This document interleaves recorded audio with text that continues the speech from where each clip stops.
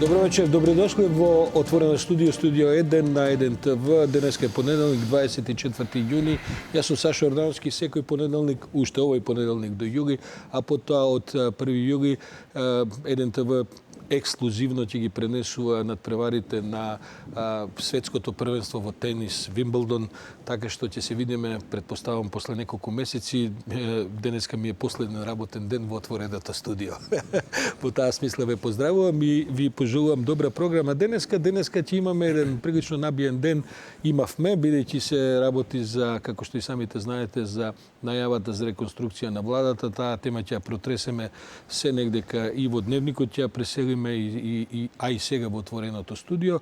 Во 9 часот после централниот дневник, колешката Анета Кочишки во својата емисија Лица го има прославениот македонски пливач Александар Маленко за гостин, а потоа јас се враќам негдека во 22 часот со мојот колега Агрон Биба, со кој што бевме за викендот од петокот практично во Тирана, во Албанија, и ги следевме тамошните случувања кои што се прилично важни за одвивањето на политичката перспектива на Македонија и во регионална и во европска интегративна смисла.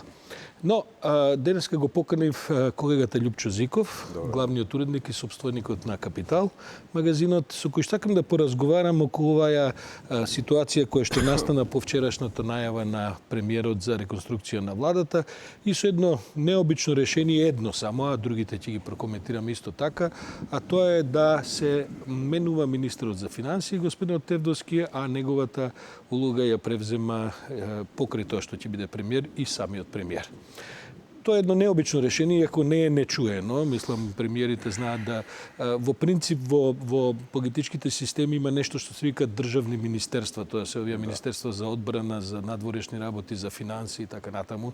Тоа се тие 4-5 на број, каде што има земји во кои што премиерите ги дублираат улогите понекогаш. Последен пример е примерот на Ципрас, кој што беше и министер за надворешни работи, а претходно кога го сменија овој нивниот министер за финансии во преговорите, тој едно време ги водеше преговорите со заменикот и така натаму. Љупче, како ја оценуваш овој потек на Заев? Како ти се чини, дали бидејќи реакциите се навистина бројни и прилично критички, морам да кажем, од денеска што го проследив. Како тебе ти се чини овој потез на Заев? Реакциите се долго време критички и ги има, онака бројни. Па тоа веројатно влече од председателските избори па наваму. Да не зборам дека дежурни критичари и аналитичари не има долго време назад на социјални мрежи, на веб портали, колумнисти и така. Ова решение, особено со министерот за финансии, со промената на министерот за финансии и акумулирање на функцијата кај премиерот, е нетипично за македонски услови, иако, како што речи и ти, во светската пракса познати се тие дуплирања, особено каде што владата дава тоналитет на одредена политика во одредено време. Затоа и тие министерства се зимаат времено. Дури и нашиот премиер рече дека во одреден период ќе го има. Сега тој одреден период може да е до парламентарните избори, да речеме следната година. Да. Ако бидат редовни. Ако бидат редовни. Може да бидат и пред време. Добро, сепак тој имаше шанса да тоа место кога веќе не бил задоволен од учинокот на господинот Тевдовски го даде и на некој друг.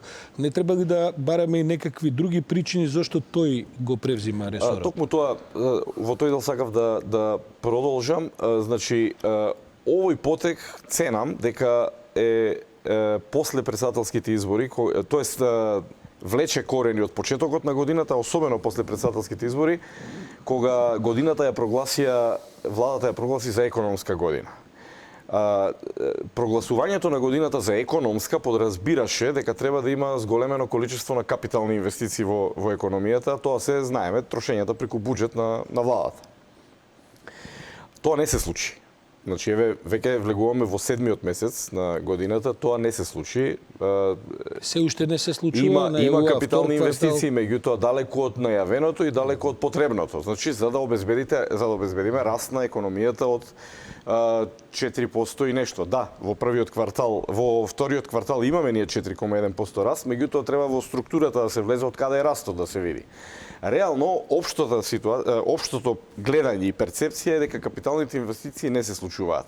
Тоа се трошењата преку буџетот и она што и информации доаѓаат до нас од страна што сме посветени на оваа проблематика, кажуваат дека постојат некои тесни грла точки во владата кои не обезбедуваат проток на Добре, на кој начин е финансии. министерот за финансии одговорен за нетечење капитални инвестиции во 20 министерства? Па јас точно не знам, не сум го работел тоа. Она што општо тоа министерство и таа позиција кажува е дека Министерот за финансии со своите политики, со својата политика може да го успорува или да го забрзува протокот, ради тоа што тоа се проекти договорени на седница на влада. Меѓутоа, потоа во операционализацијата, во вториот дел, настапува она што велиме ние апсорбциона моќ на администрацијата. Разбирате, тоа е истата тема се случува и со странските фондови, кога зборуваме, нели доаѓаат, па се жалат овде потоа странците велат ние ви даваме пари преку фондовите, вие не можете да ги искористите. Тоа е и производ на реформа внатре во администрацијата. Сега Ако добро те разбирам, сакаш да кажеш дека можеби министерот за финансии до сега имаше известна крутост во спроведување на некакви побрзи процедури. Многу информации од теренот кажуваат дека министерот за финансии бил, како да ви кажам, превнимателен, тој термин да го употребам, превнимателен, тоа не значи дека министерот или министрите или премиерот не треба да бидат внимателни, нели?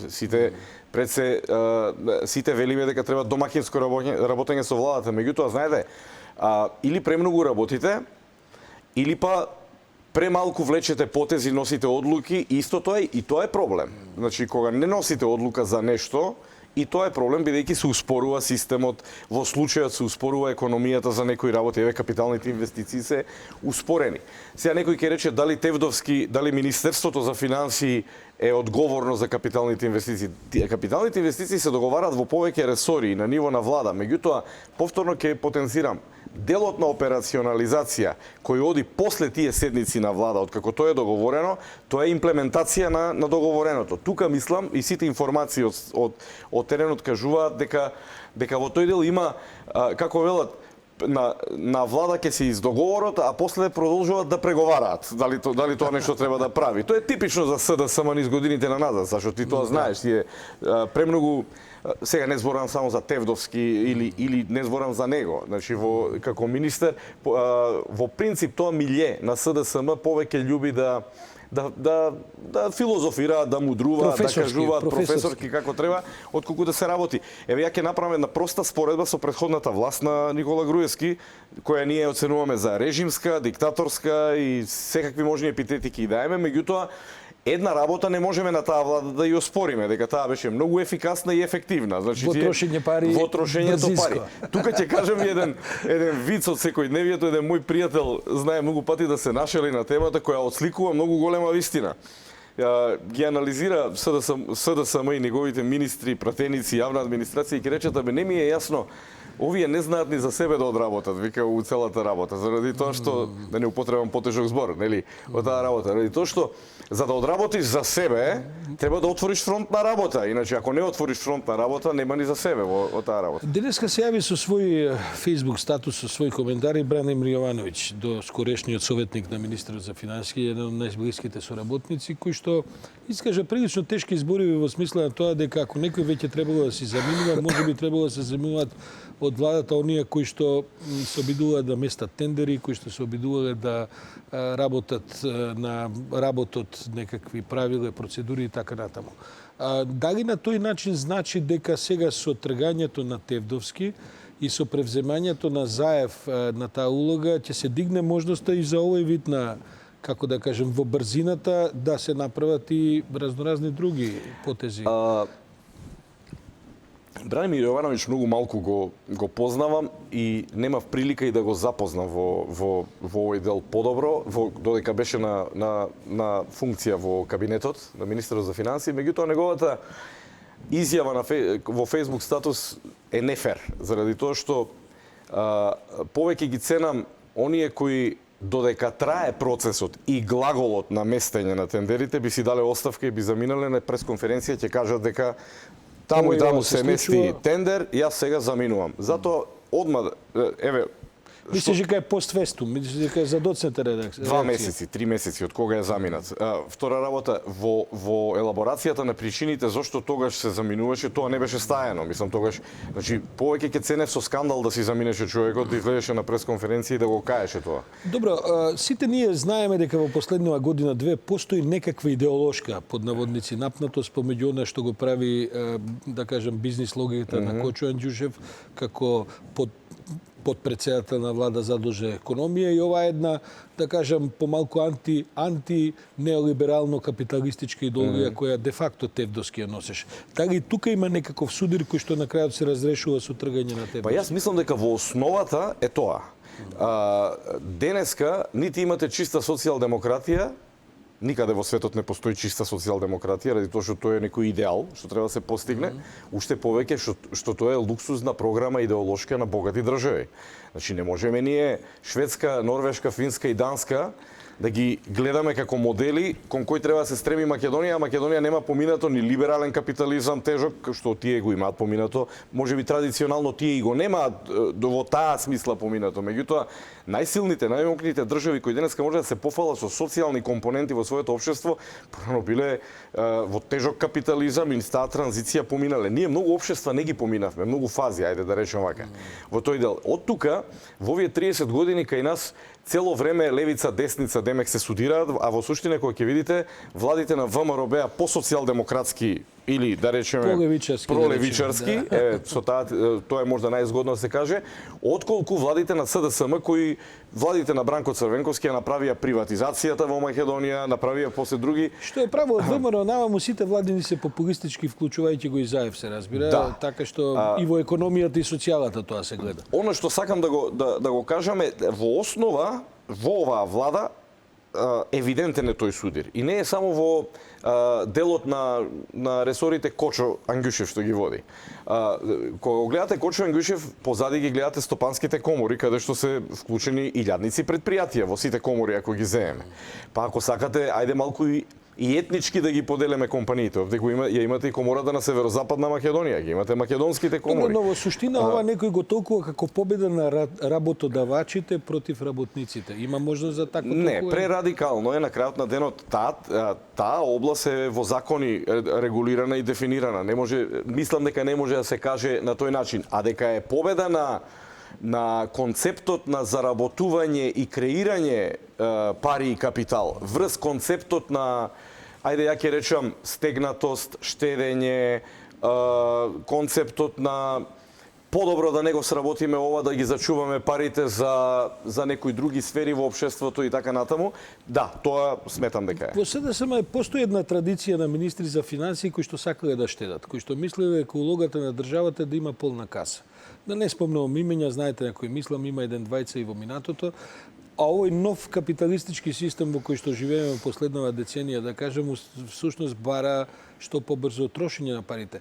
Едно од толкувањата што ги прочитав како реакција на смената е, вели, од неодамна Заев доби германски консултант, нели, како подарок под наводници од Меркел.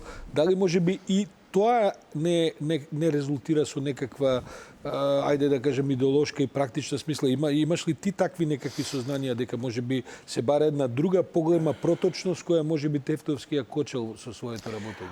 Знаеш што, Сашо, покрај другото, овие министри што ги спомнуваш во минатото, СДСМовски министри сега беа советници во кабинетот на Тевтовски, и тоа да не заборавиме, значи од целиот овој период, така да тие совети дадени во тој правец во моментот ја изгубија битката, нели? Такви персонални решенија, тоест таква политика, таа политика изгуби со оваа реконструкција на влада.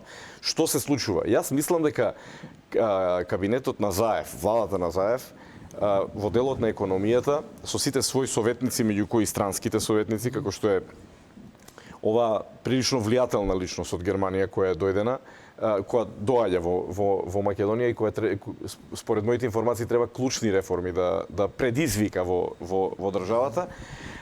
Мислам дека целиот тој тим персонален во моментот кој носи одлуки ја прифати концепцијата дека Македонија наместо да штеди треба да создава пари, да прави пари. Проблемот на нашата економија е што нашата економија не прави пари, прави малку пари. Ние имаме богати поединци кои преку разни махинации, тендери, многу од нив и со труд прават пари. Многу од нив со монополска позиција. Таа имперфекција треба да се решава преку реформи и закони. Значи, владата е за тоа ставена преку своите институции да креира доверба во јавноста и да ги решава тие дефекти на пазарот. Меѓутоа, основниот концепт кон кој треба да се стреми, и тој модел како модел постои, во Албанија постои тој модел. Околината да земе, во Бугарија долго време владееше тој модел. Наместо да одиме кон штедење, пошто во суштина се трга од тоа дека нема што да се штеди. Што ќе штедите вие? Ќе земам, да упростам, едно семејство кое заработува двајцата заработува, брачните другари заработуваат по 200 евра, 400 евра. Нивните трошоци се 500 евра. Што ќе штеди тоа семејство?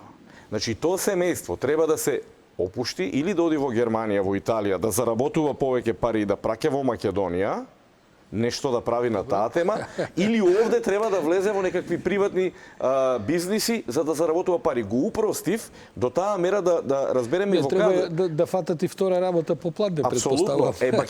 Македонија како држава и општество е во таа точка, македонската економија. И мислам дека тој модел сега се прифаќа полека во... Се насмев, види, ми падна на ум дека можеби Тевдовски ќе го испратиме во Германија. Добро, мислам дека ги лоцираме овој тип на идеолошко и, како да кажем, практични економски проблеми заради кои може би Тевдовски е сменет.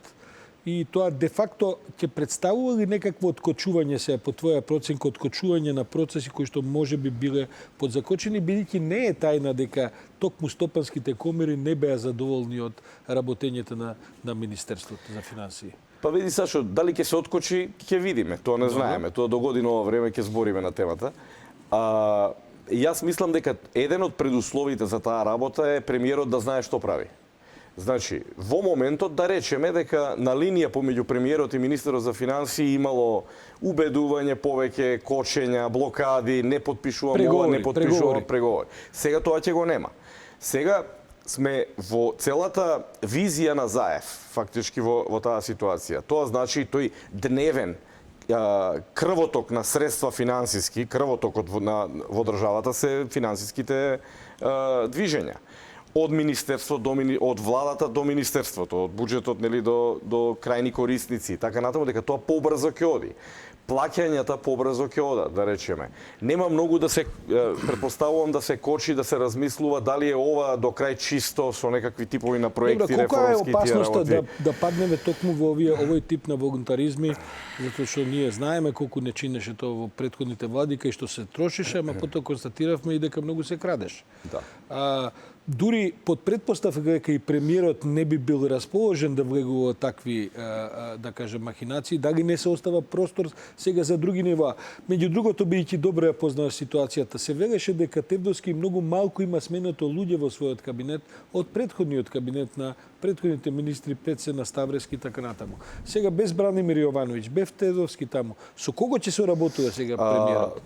Бидејќи тој нема да отклучува на саба или да се оди навечер во министерството. Сашо, има една вистина во бизнис круговите што се зборува, а тоа е проценката дека Македонија за 30 години успеа да изгради една солидна база на финансиски спремни луѓе за финансии. Например, во делот на Народна банка, во делот на Министерство за финансии, Берзата, банките, имаат солиден кадар во Македонија за таа работа. Едно од работите што ВМРО ги остави на СДСМ во наследство е во Министерството за финансии токму таков кадар. Таму има обучен кадар за таа работа.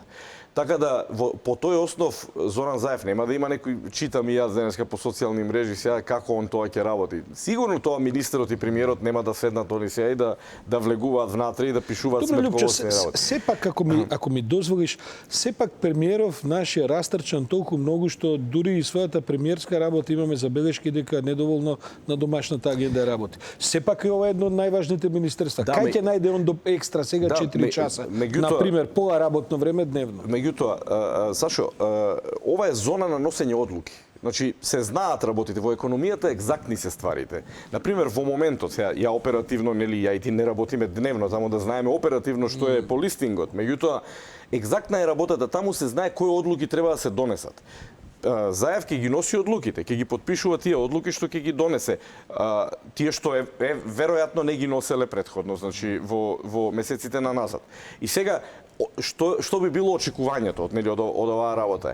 Тоа е токму тоа раздвижување на плаќањата и на тие некои проекти што се подпишани, што треба да мрднат Тоа е на линија на оваа забелешка на која сте се жалат бизнисмените, нема пари, треба пари веројатно, да има. А неговата каса е сепак буџетот и сега ако таму не доаѓаат некакви поголеми пари, закочена економијата. Тоа ли е логиката? Да. Ако за 30 години македонската економија не успеа да направи компании независни од системот, да одат према извоз, значи да биде главна носечка гранка, да бидат инвестициите во извозни проекти, главен носечки дел, а напротив, успеавме да цела економија, сите приватни компании се во голем дел се врзат, нели 85% да се врзат на буџетот и на тоа, тогаш секако дека ви треба адекватни одлуки во владата што ќе се носат за да може таа економија да биде раздвижена. Иначе уште и да немате одлуки во владата, а цела економија ви е на владата и на буџетот, тогаш зашто ние зборуваме? Значи не Сепак ќе се соглашиш дека ова е ризичен потез на Заев, бидејќи практично сега веќе го нема амортизерот со кој што меѓу него и евентуалните грешки во финансискиот систем постоеше цел министер и цело Министерство за финансии. Сега е директен импактот. Сега секоја дупка ќе се чувствува во Ќе се вратам на почетокот на разговорот. Ова е потек со висок политички ризик. Тргнате од почетокот на годината кога вети дека оваа година ќе биде економска година. Немавме некои дестабилизации посебни, председателските избори поминаа, меѓутоа мирно поминаа. Ние реално во тој дел немаме капитални инвестиции. Не можеме денеска да кажеме дека годината ни е економска во тој дел. Иако го имаме можеби најдобриот резултат на раст на GDP во еден квартал по подолго време 4,1% претходниот квартал. Повторно тука ограда ќе ставам, не знам у структура, не знам како е направен тој, треба да се види. Политички е ризикот во тоа што, како што рече и ти убаво, значи го нема амортизерот, нема на што да се вади сега премиерот утре ако нешто омане. Имаме спортско возење, тврда воžња што. И обично да се изразам јас со еден спортски речник, мислам дека Заев го става својот непосреден овој тим со кој непосредно комуницира во делот на економијата, па и во еден дел во политиката во тие министерства, го става на низок старт на 100 метра со препони. Значи тие сега се они на таа трка, 100 метра со препреки до следните избори кога и да бидат, бидејќи императивот веројатно е да победува. Објективно се засилува ресорот на Анѓушев и влијанието на Анѓушев генерално во владата. Види, треба да се види што е тоа засилување на влијанието. Јас не можам тоа да го дефинирам во тој дел, бидејќи ако имаме влијателни министри, несомнено Анѓушев е влијателен министр, тој и до сега нема што да се засилува. Значи во тој дел. Дека околу него и во тој ресор, воопшто со сите луѓе внатре, стейкхолдери на ресорот, дека е направен онаа доктрина за која ти зборував, дека сега е доктрината да се помогне на економијата, на оние сектори кои прават пари во економијата, а не да се оди на штедење. Победи таа доктрина, изгуби доктрината на тоа дај сега ќе стегаме, ќе правиме, ќе Добра, ама и доктрината која заговараше социјални мерки, која заговараше таа си стои. поголема... Тие компоненти, владата на Заев може да се пофали. Еве и јас вечерва ќе потврдам тоа, дека во ресорот кај Мила Царовска, во ресорот кај пензиско, тоа е таму исто, така? Значи таму резултатите се постигнати со некои реформи што се направени корекции што беа направени претходната година, нели во тој дел. Се стабилизира пензискиот фонд во тој на тоа ниво. Тоа некако поминува како да е мала работа. Да. Мислам, гледам дека се занимаваме со се и се што, а стабилизирање на пензискиот фонд кој беше еден вулкан од дупка. Они имаат проблем со својот пиар. Него насочуваат како треба да објаснат. Пиар не е само да се пофалите за да добиете политички поени. На крајот на денот во пиарот описната форма е да го информирате. Само е проблемот на пиар или овој зборам за овие сектори сега. Овие сектори имаш што да се каже и што да се пофали. Значи Недоволно го кажува. Тие недоволно. Дали има проблем со организација? Не знам, во таа зголемија работа? од 3000 луѓе на социјална помош на 20 и нешто илјади. Си го згубиле и то поминува како да е, како да кажем, како да е тоа вообичаена мерка. А тоа, види сега, од економски аспект, каде е тука економската полезност од тие мерки?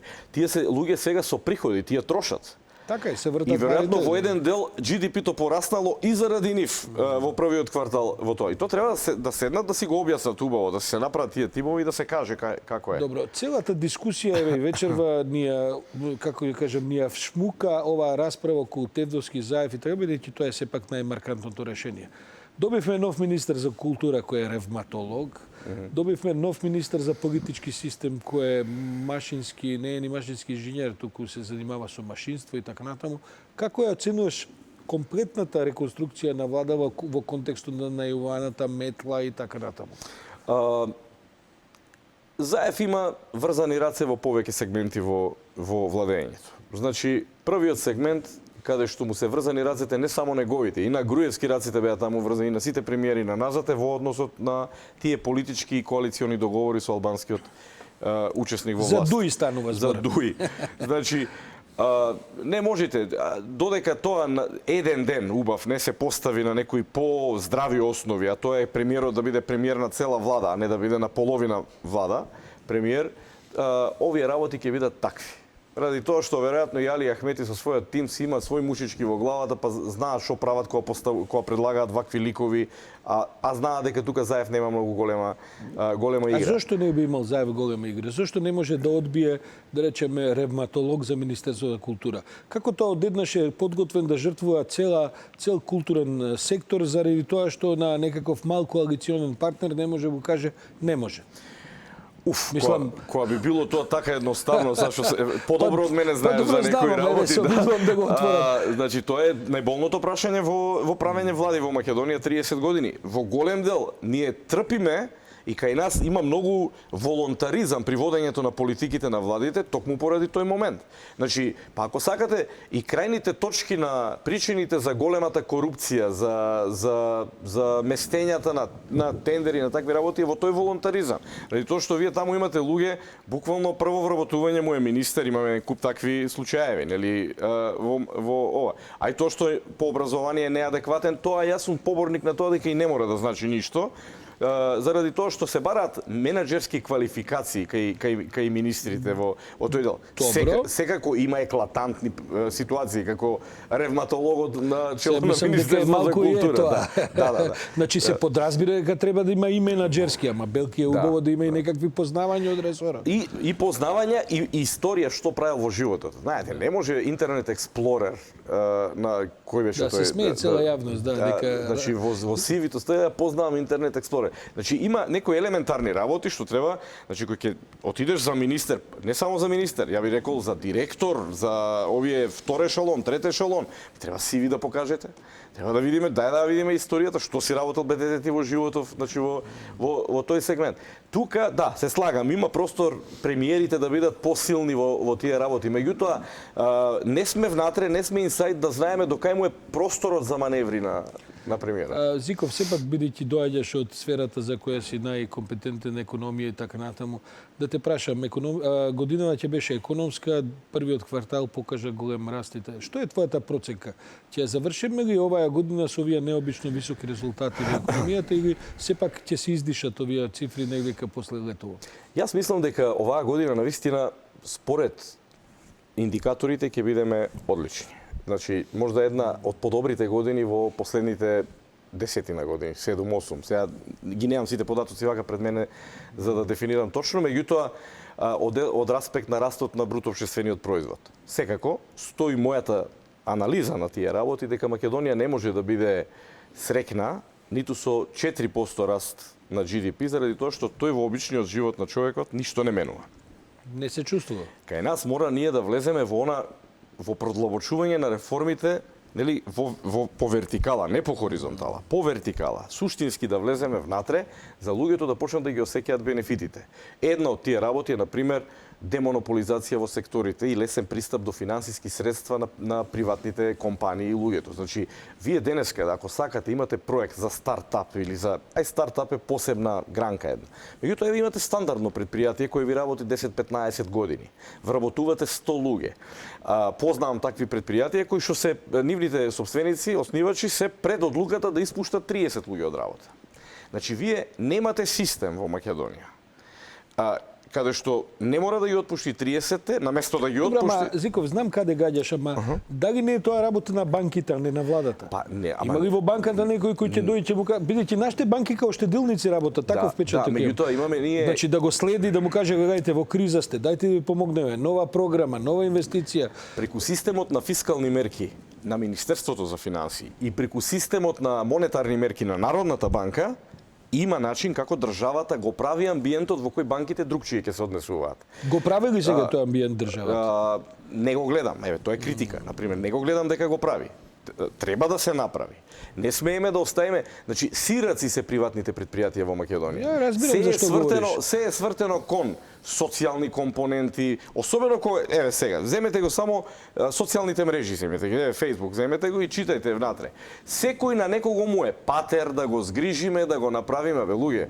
Ние живееме во 21 век. Луѓето функционираат врз основа на своите лични капацитети, способности, врз елементарна демократија и така натаму. Значи Морам да се пошегувам на крајот, пошто не истече времето и така, да се случеше она мовче што е води кон Визбегово и кое што се поправа 4-ти месец на оваа бивша јадранска магистрала, да беше негде кај странските инвестицијски индустријски зони, ќе беше направено за еден викенд. Браво. Сега, бидејќи тоа води до само 100 погони кои имаат само по 50 до 100 работени, се работи 4-ти месец. Нека умрат тие. Да беше негде таму на аеродром, верувам дека до сега ќе донесе... Погледнете го Бунарджик како личи, а дозволивме во Визбегово сите да станат на штрајк.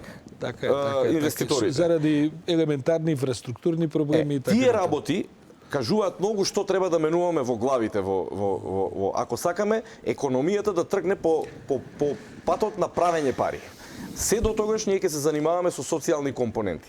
Љупчо Зиков и телевизија има потреба од правење пари, така што не чекаат некакви реклами, па потоа после рекламите не чека и централниот дневник на Еден ТВ. Благодарам многу за гостувањето. А вам, почитувани гледачи, ви препорачувам да останете со нас, бидејќи за некакви 5-6 минути ќе почнеме со централниот дневник на Еден ТВ. Јас сум Сашо Ордановски, ова е понеделник.